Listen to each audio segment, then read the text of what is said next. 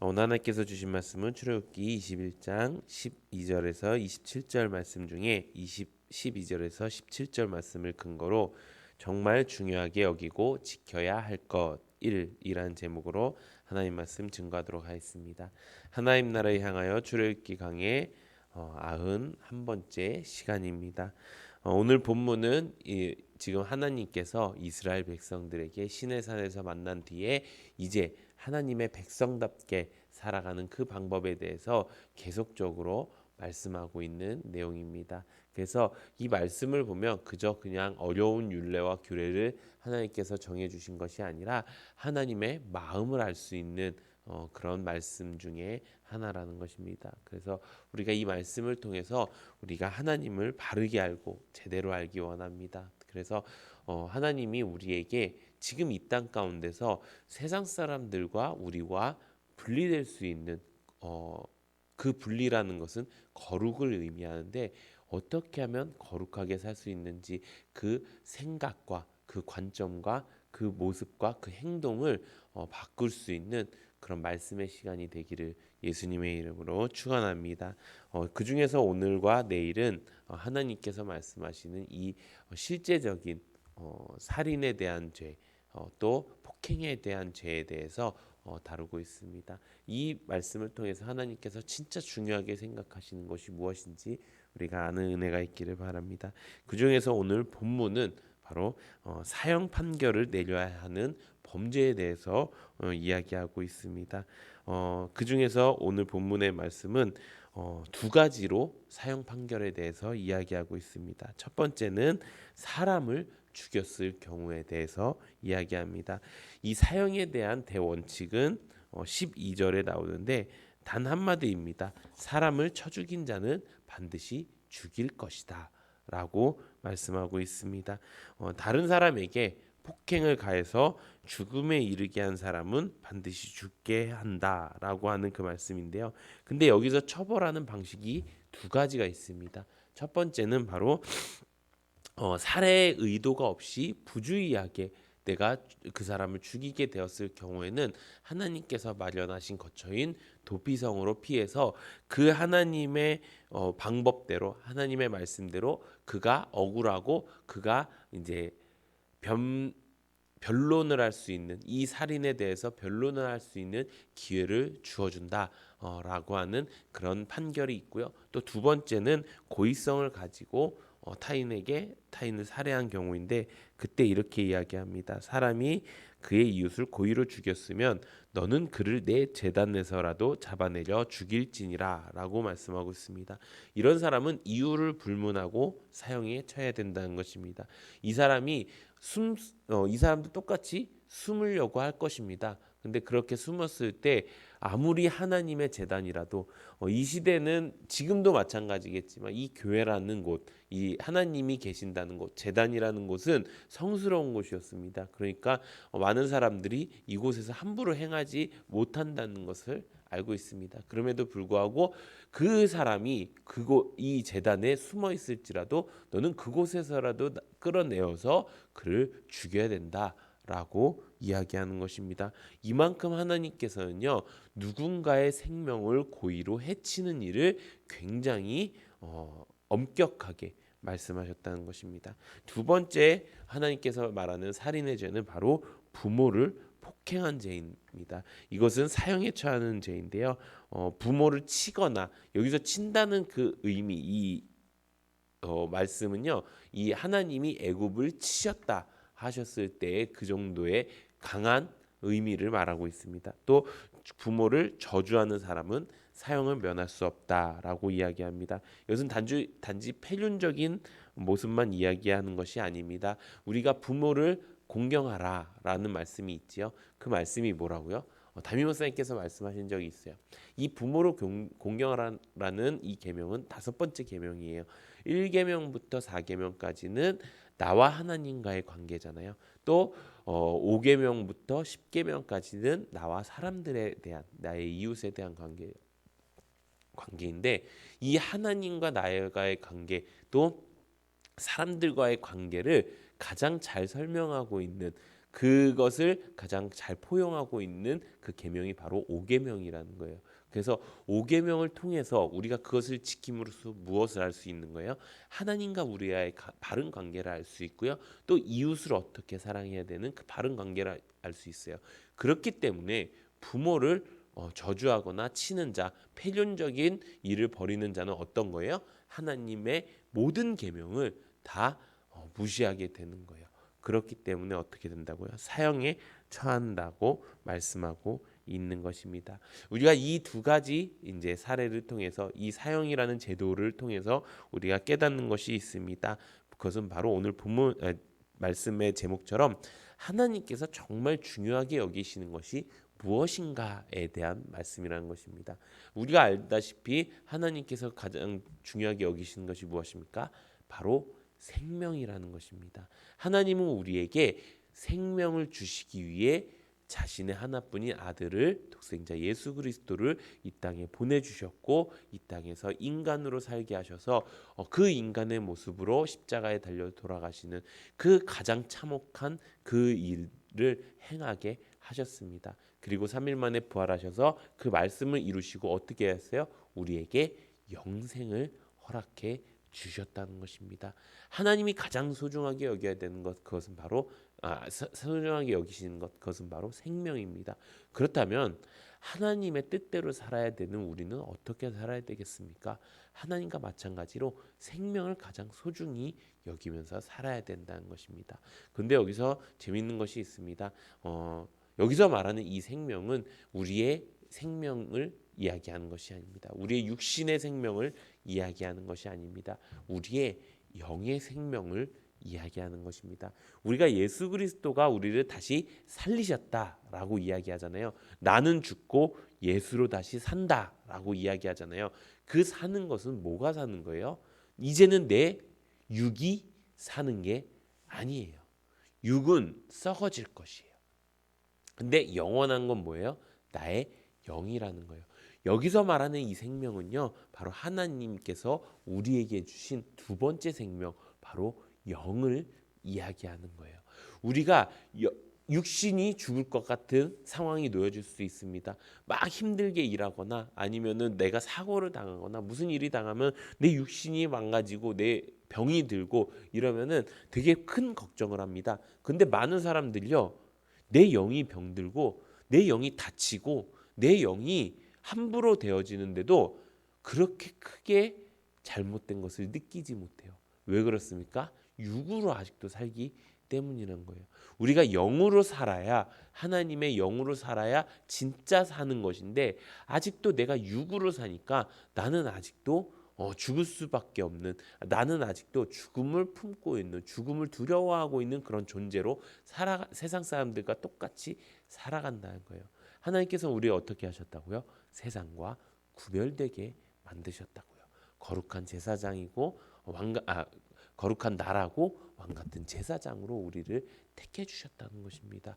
그렇기 때문에 우리가 가장 소중히 여겨야 될 것 바로 하나님이 주신 그 영의 생명이라는 것입니다. 성경에 이렇게 기록되어 있습니다. 우리 요한복음 12장 25절 우리 함께 읽어보도록 하겠습니다. 시작. 자기의 생명을 사랑하는 자는 잃어버릴 것이요 이 세상에서 자기의 생명을 미워하는 자는 영생하도록 보전하리다. 아멘. 이 말씀을 왜 하신 것일까요? 이 말씀이 어떻게 나온 것일까요? 자신의 생명을 위해서 사는 자, 나의 육신을 위해서 사는 자는 죽을 것이라 이야기하는 거예요. 나의 육신을 위해서 사는 자가 아니라 나의 육신은 내려놓고 하나님의 영의 생명을 소중히 하게 여기는 것. 결국 우리가 해야 될 것은 이것입니다. 초점을 바꾸는 거예요. 우리가 지금 내 육을 위해서 초점을 가지고 있다면은 그거 다 내려놓고 영을 위한 초점을 가지는 거예요. 이번 주 주일날 말씀이 뭐였죠? 내려놓음에 대한 축복이에요. 내려놓으면 무엇을 내려놓는 거예요? 내가 육신으로 바라보고 있었던 그 모든 것들을 다 내려놓는 거예요. 내가 내 삶이라고 생각했던 것, 내 시간이라고 생각했던 것, 내 물질이라고 생각했던 것 다 내려놓는 거예요. 물질로 삽니까? 영은 물질로 살지 않아요. 영은 세상에 있는 그 뭐랄까 영양분으로 살지 않아요. 영은요 하나님의 말씀으로 사는 거예요. 영은요 하나님 안에 있을 때 살 수 있는 거예요. 그렇기 때문에 우리가 그 관점을 완벽하게 바꿔야 되는 거예요. 하나님이 주신 물질이 없어도 우리는 살 수 있는 거예요. 그런데 하나님의 뜻은 뭐라고요? 우리에게 부요를 주시는 게 뜻이라고요. 그래서 제가 이 말씀을 듣고 참 많이 이렇게 묵상을 했었던 것 중에서 하나가 되게 이 뭐랄까 어불성설 같은 거예요. 물질이 있으면 우리가 육신으로 빠지게 되고 또 물질이 없으면 또 하나님의 뜻이 아닌 거잖아요. 하나님은 우리에게 부요를 주니까. 그러니까 이게 뭔가 좀 안 맞는다라는 생각을 했던 거예요. 그런데 이 말씀을 통해서 무엇을 깨달았냐? 하나님께서는 우리에게 거룩한 부자가 되게 하셨구나. 구별된 부자가 되게 하셨구나. 하나님은 우리에게 부요를 주시는 게 구별되게 만드셨구나. 그 말은 뭐예요? 우리가 이 땅 가운데 하나님께서 주시는 축복이 있다는 거예요. 근데 그 축복을 육으로 받으니까 어떻게 돼요? 육으로 받으니까 육신에 원하는 축복이 되니까 어떻게 돼요? 세상 사람들과 똑같이 돈을 좋아하게 되고 돈을 사랑하게 돈으로 뭔가 살게 되는 거예요. 근데 그걸 영으로 받는다고 생각해 봐요. 영으로 받는다고 하면은 그 돈이 나를 살리는 거예요? 아니잖아요. 방금 말씀드렸던 것처럼 돈이 영을 살리지 못해요. 주시는 물질이 나를 살리지 못해요. 근데 주시는 물질은 뭘 할 수가 있어요? 내가 영으로 더욱더 윤택하게 살 수 있게 만드는 도구가 될 수가 있어요. 그러니까 쉽게 말해서 이거예요. 이거는 있어도 좋고 없어도 좋지만 있으면은 하나님의 영으로 더 살 수 있는 방법. 이게 뭐라는 거예요? 이게 바로 청지기의 삶이라는 거예요. 내 것은 아니에요. 근데 하나님이 쓰도록 주셨어요. 아이고 그럼 감사 베릴 땡큐인 거예요. 왠지 1+1이 굉장히 더 싼 것처럼 왠지 하나님께서 주신 게 1+1인 것 같은 거예요. 내게 영생도 주셨는데 부요도 주신 거예요.